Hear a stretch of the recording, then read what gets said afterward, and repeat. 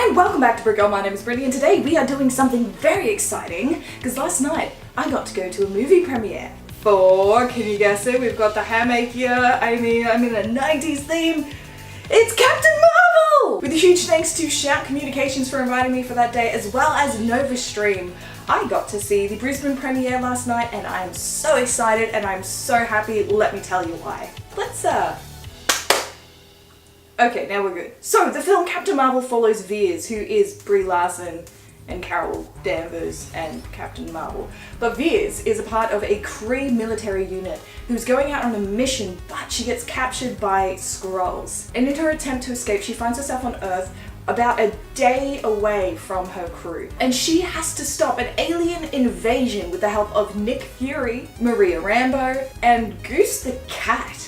So let's talk about the story. The story itself is a little bit exposition heavy at the start, but you kind of need that for a film that is talking about new worlds, new alien races, and even this kind of religious political control that the Kree are involved with. Beyond that, the story is really fun. It goes through some really good twists and turns. It's got a really good moment just about family in there and how much a dad is willing to do for his family. So even if it's necessary, there is room for improvement here, but just like the hero itself, this film wants to get into the action and go. So that exposition is crammed in at the start and then woo, full steam ahead. And by that time, the audience is locked in because there's some fantastic humor, awesome 90s references, as well as some really good nods to the other Marvel films. Nick Fury throughout the whole film is fantastically de-aged. I mean, you can't pick it. He really does look like a younger version of himself. However, Agent Coulson doesn't.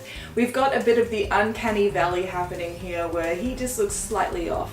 It is also understandable, however, because Agent Coulson isn't actually there a lot throughout the film. So when you do see him, you kind of go, it's a bit odd, but why would you spend so much money, the same amount of attention as you do for Nick Fury, with a character that isn't there that often? So it makes sense to me.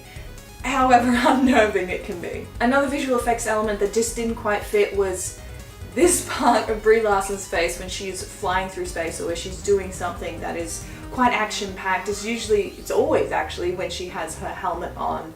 That helmet does look really cool, but her face doesn't seem right. It almost looks a bit swollen for the mask. However, my goodness, her powers almost distracted me from that. Her powers are so visually beautiful and cosmic, and it's a spectacle to behold. It's something you really got to see because they're some of the most beautiful powers I've seen in superhero films. Now, there have been a lot of Marvel characters in the cinematic universe, and what makes Carol Danvers, aka Captain Marvel, so amazing is the fact that her personality, her character, pulls from so many amazing superheroes. But she also pulls from their faults, and that isn't something that is a bad critique, it's actually a good critique. Because a hero or a character without flaws is not someone that you can relate to. So the titular character for this film has Captain America's willing to fight to the end and even further if necessary. She has Iron Man's wit and a bit of sarcasm thrown in there for good measure. And she has Thor's honor. She is going to fight for what is right. And at the same time, she is none of these characters. Captain Marvel is her own hero because she doesn't quite fit her superhero boots yet. She's hot-headed and over-eager. She is intense, but she will do whatever she can to do what is right. Captain Marvel is flawed, and that is exactly what I want in a hero. And Brie Larson portrays this amazingly with her rambunctious attitude and devil-may-care tactics. And all of her personality makes sense in this character who is persistent, who wants to go higher, further, and faster, and no one is going to get in her way. So don't let anyone get in your way from seeing this film.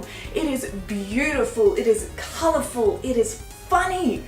And yeah, they've got a few flaws, but every movie does. Because the CGI does drop at times, but when they get it right, it is amazing. But most importantly, this film fits perfectly in the lead up to Avengers Endgame. So guys, pop it in your calendars for the 8th to go see this magnificent film. And when you have, make sure you tell me what you think. What are your thoughts on the film? Don't let anything outside of the film change your ideas of it. make your own opinion, and then tell me what you think in the comments down below. But in anticipation for the film, tell me what character you think you are going to like the most. And as always, thank you so much for watching. My name is Brittany, and you have been watching Brick Girl. We done?